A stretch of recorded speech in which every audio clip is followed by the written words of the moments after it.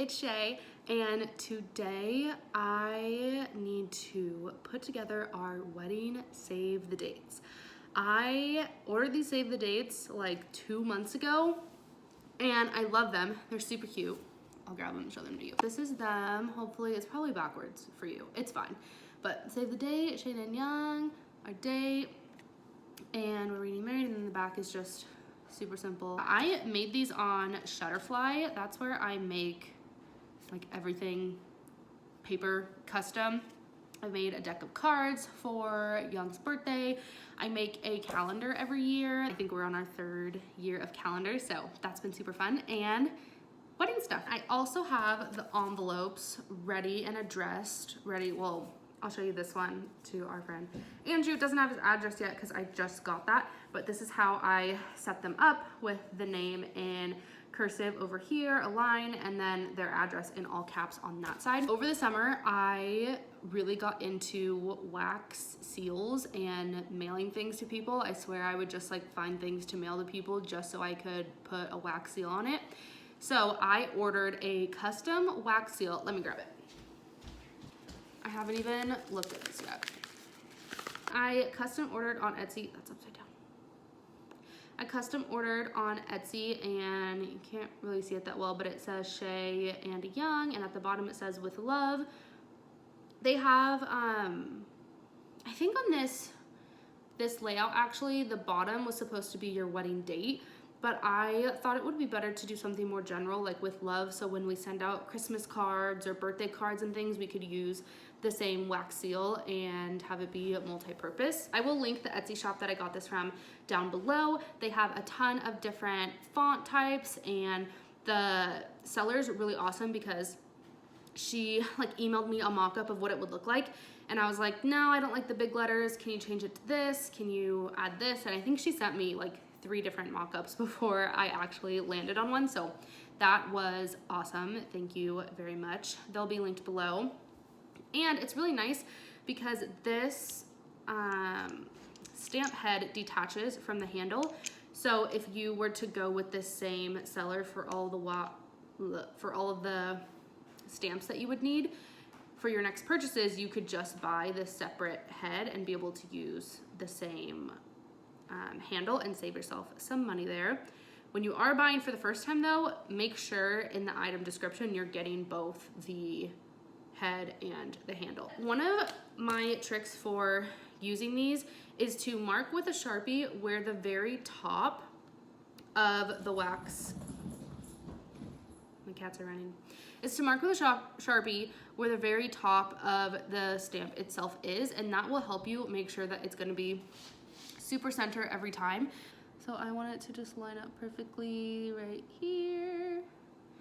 So now I just have a tiny little line there. So when I go to stamp it, I can make sure that it is twisted the right way. You don't want it to be upside down. That would be embarrassing. Then you're gonna need wax. I order my wax from this company called Unique. Uniqoo.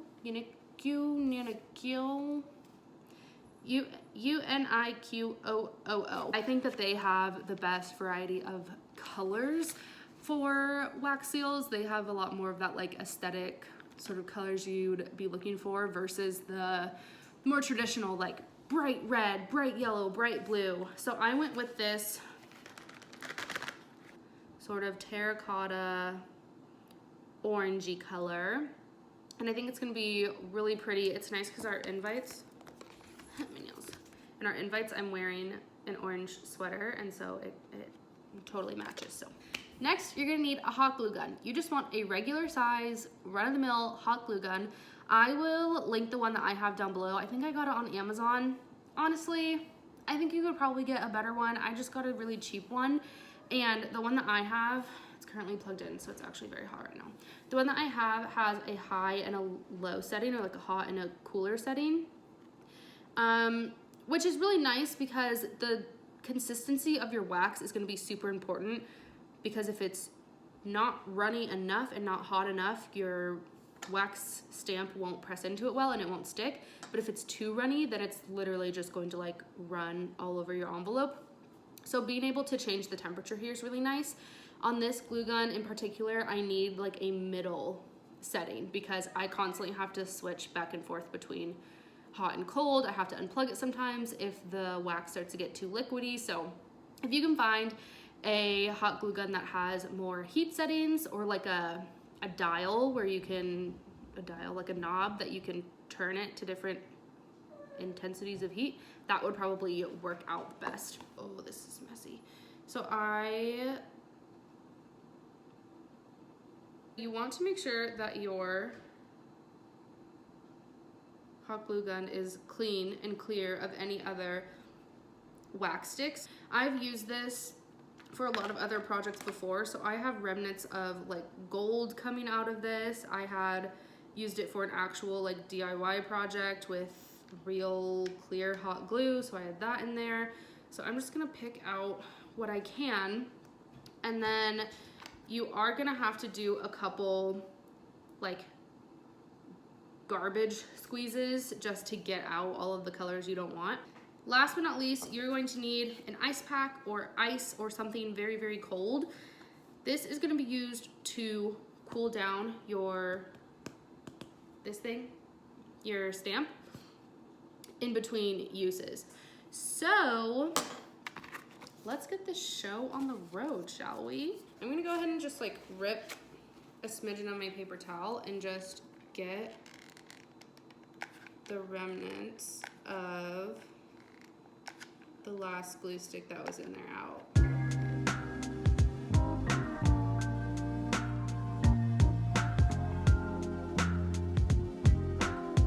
So I'm just gonna be squeezing until it looks all orange. That looks good enough to me. In the middle of me like getting ready to start doing my wax seals, my phone goes off and a client needs to do a showing super last minute. So it was like as soon as the hot glue gun actually heated up, I had to unplug it and leave. And now the lighting's changing and the sun is setting, so I'm gonna try to at least show you a couple of these before the lighting gets too bad. This was what was in the hot glue gun, so I got rid of all of the clear hot glue, a little bit of gold, and then the orange, which was mixed in there. Hi. So I'm waiting for my hot glue gun to heat up. Cat, please. So I've got my hot glue gun, I've got my wax stick in there heating up. I'm nervous. So I'm recording this voiceover after watching the videos back because there are some things that I would have changed that would have made my life a lot easier. So for this first one, I decided to not do a test run for some reason. Don't know why, but I probably should have. The hot glue gun was on the high setting instead of the low, and it just got way too hot. So the glue or the wax was way too runny, and it kind of ended up having a weird shape to it. It's fine, it was the first one, not a big deal. So yeah, I would definitely suggest doing some test runs beforehand to make sure that you know exactly how you want your wax to be when you're ready to make your seal. And then the other thing that I would have done was to seal all of my envelopes first. Eventually I figure that out, but in these first like 2 or 3 that I make, the envelope wasn't sealed, and when I put the wax on it, it kept trying to flap up and move the wax around, so seal your envelopes ahead of time. But yeah, this first one didn't turn out that bad. It's a little misshapen. I would call it rustic, but it is just going to my aunt and uncle, so it's really not that big of a deal. Here, you can see me touching it like an idiot. Don't touch it. It will harden, but it's not hard yet, so this one has like a little nick in it from my fingernail. Just leave it. You can't fix it after it's done, so don't mess with it. It's just, that's what it's going to look like. That's why you gotta do some test runs. So in the next couple attempts, you'll see that the glue, I keep calling it glue, you'll see that the wax starts to thicken up because I turned the hot glue gun onto low. And occasionally, like I mentioned before, with my hot glue gun, I'll have to like unplug it from the wall to get it to really cool down. But you just need to figure out what consistency you want your wax at.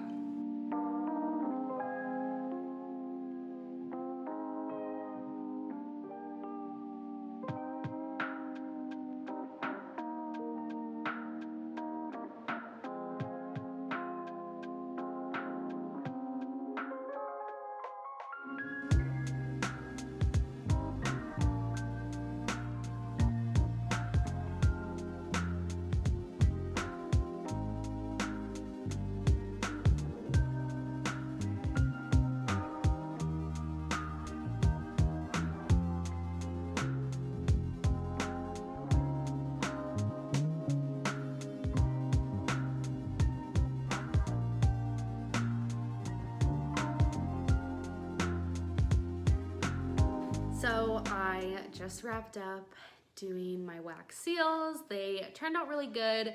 Some main takeaways that I have from this is not the first time I've done wax seals, but it's the first time I've done them in a couple months, so I was a little rusty. My hot glue gun was way too hot, and I just went ahead and put it onto my first envelope, and it was running all over the place. Do some practice runs until you feel like you really have it the way that works the best. With my specific stamp that has the super small letters in it, I found that it worked really well to press a lot harder than I've had to using other wax seal stamps before. So if you have a lot of tiny little details in your wax seal, then press really hard once you've actually put the wax down, just to make sure the wax is being filled in all of the nooks and crannies. We only have to send out like 19 of these save the dates, so I only had to do 19 of them. It's my cat's automatic feeder. I think by the time I actually started doing the wax seals, it probably took me like 30 minutes. And by the time I finally like got the hang of it and got the wax to the consistency I wanted, I was already done. So, I mean, that was kind of a bummer. I wish I would have done like 10 practice ones first and then started so that they all turned out perfect, but it's whatever. If you have way more things that you're sending out, I definitely suggest like turning on a show, getting comfortable, and posting up somewhere that you can be for, you know, an hour or two. I've done, I think the most wax seals I've done at one time was like 150, and it took me like 3 episodes of a show to get through. But once you get on a roll and you are familiar with the wax and the temperature you want it at, it goes by really quickly. And an important note about mailing wax seals. So if you're actually going to be putting these into the mail and mailing them to people versus delivering them in person, you want to check with your local post office about what postage they suggest. So I have mailed letters with wax seals on them before and had no issues with them. I've also mailed things with wax seals before and had them returned to me with a note saying that it required more postage because it couldn't fit through the automatic mail sorter. With my save the dates, those are pretty important. I want to make sure they get to the right people, so I just want to go ahead and pay for the extra postage ahead of time instead of, you know, instead of 2 weeks later then being returned to me. So go to your post office, take one with you. I actually just went to my post office yesterday and asked her like, hey, I'm doing wax seals.